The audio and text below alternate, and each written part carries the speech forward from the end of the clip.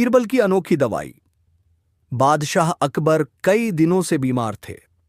महल के बड़े बड़े हकीम, वैद्य और तबीब उनके इलाज में जुटे थे, लेकिन कोई भी दवा काम नहीं कर रही थी। राजमहल में हाहाकार मचा हुआ था। दरबारियों में चर्चा हो रही थी, आखिर बादशाह को क्या हुआ है। हर कोई अपनी राय दे रहा था, लेकिन कोई हल नहीं निकल रहा था। समय बीतता गया और अकबर की तबीयत और बिगड़ने लगी। राजमहल के बाहर भी यह खबर आग की तरह फैल गई। दूर दूर से लोग अपने अपने नुस्खे लेकर आने लगे, लेकिन कुछ भी असर नहीं कर रहा था। बादशाह की हालत दिन ब दिन कमजोर होती जा रही थी। तभी दरबार में बीरबल आए। उन्होंने धैर्य से अकबर की हालत को देखा और फिर कुछ सोचकर बोले, जहां पनाह, आपके लिए एक दवा है, लेकिन उसे लाना बहुत कठिन है। अकबर की आंखों में हल्की चमक आई। उन्होंने धीमी आवाज में पूछा, क्या वह दवा सच में मुझे ठीक कर सकती है? बीरबल ने सिर हिलाया। जी, लेकिन उसे लाने के लिए घने जंगलों को पार करना होगा। वह एक दुर्लभ जड़ी बूटी है जो सिर्फ पहाड़ियों के उस पार मिलती है। अकबर ने अनुमति दे दी और बीरबल तुरंत उस अनोखी जड़ी को लाने के लिए निकल पड़े। बीरबल अपने घोड़े पर सवार होकर उस जंगल की ओर बढ़े।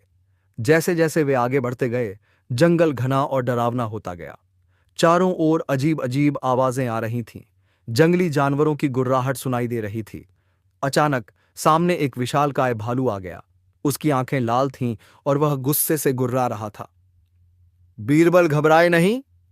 उन्होंने अपनी सूझबूझ से एक मशाल जलाई और भालू के सामने लहरा दी।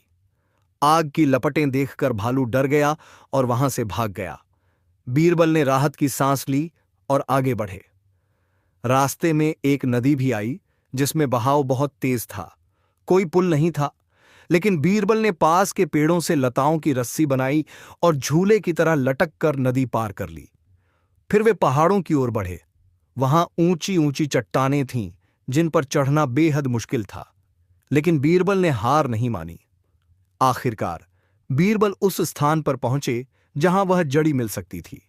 लेकिन वहां एक और समस्या थी।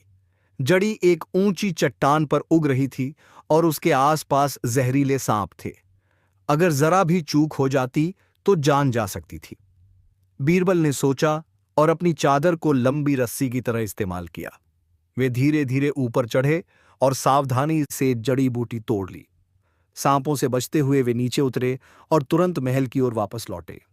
महल में आते ही बीरबल ने हकीम से कहा कि इस जड़ी को दवा में मिलाया जाए और बादशाह को दिया जाए। दवा पीते ही कुछ देर बाद ही अकबर को राहत महसूस होने लगी। अगले दिन उनकी हालत काफी बेहतर हो गई। अकबर ने बीरबल को दरबार में बुलाया और कहा, बीरबल, तुम्हारी सूझबूझ और बहादुरी ने मेरी जान बचा ली। मैं तुम्हारा यह एहसान कभी नहीं भूलूंगा। दरबार में तालियां बजने लगी और सभी ने बीरबल की बुद्धिमानी और साहस की प्रशंसा की। इस प्रकार अपनी चतुराई और हिम्मत के बल पर बीरबल ने अकबर की जान बचाई और एक बार फिर साबित कर दिया कि वे न केवल बुद्धिमान बल्कि वीर भी हैं।